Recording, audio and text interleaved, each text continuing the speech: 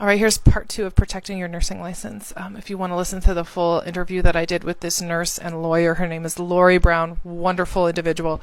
You can go to my podcast, the Fresh RN podcast, and you can listen to the whole thing there.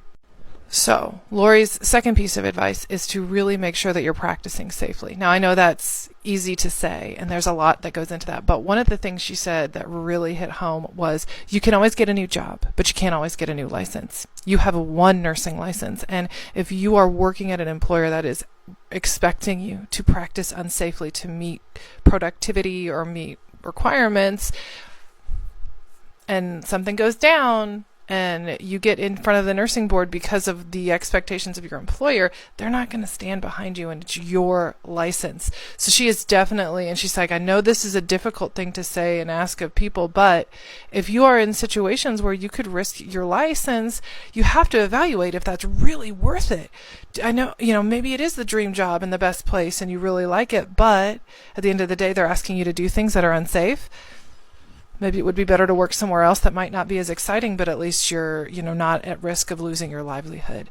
So that was a big one. She said every single nurse that I have defended in front of nursing boards over the years has all said the same thing. Never thought I'd be in front of the nursing board. Never dreamed it.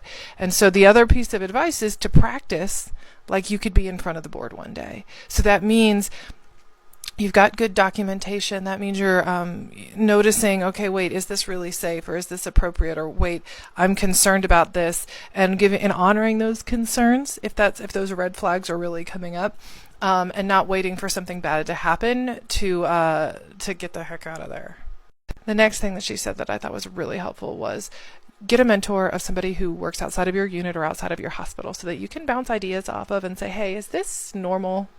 We have this practice that kind of made me worried, or I'm not sure about this. Is this normal?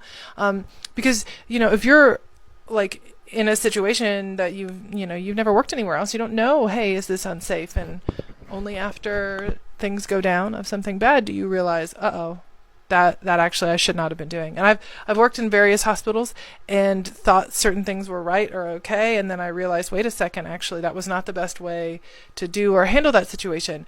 And at the end of the day, it's up to you to make those calls and decide what you're going to participate in and all that kind of stuff. I'll do my last tip in part 3.